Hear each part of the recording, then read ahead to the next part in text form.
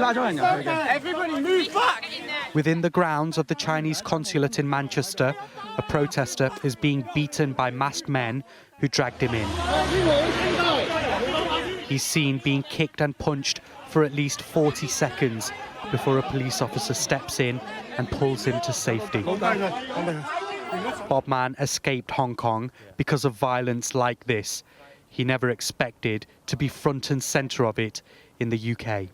Unbelievable, ridiculous, yeah. And actually that moment, I was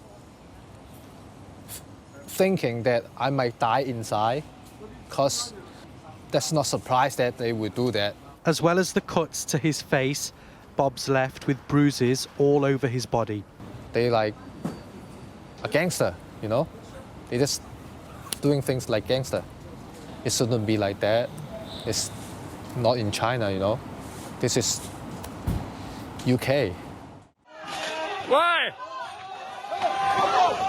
It started as a peaceful pro-democracy protest, which quickly turned when consulate staff ripped down cartoon posters of China's president they deemed offensive.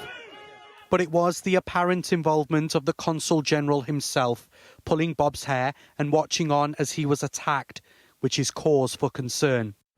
We approached the consulate for a comment, but they didn't respond.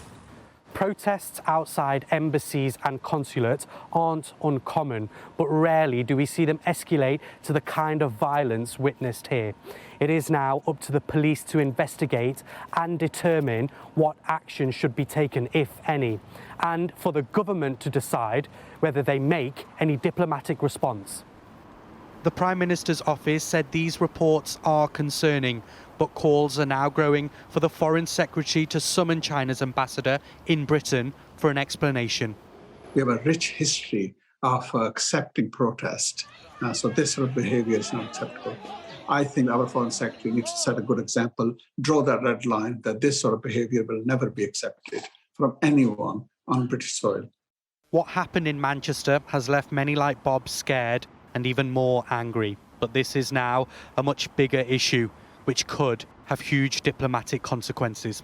Intaman Rashid, Sky News, Manchester.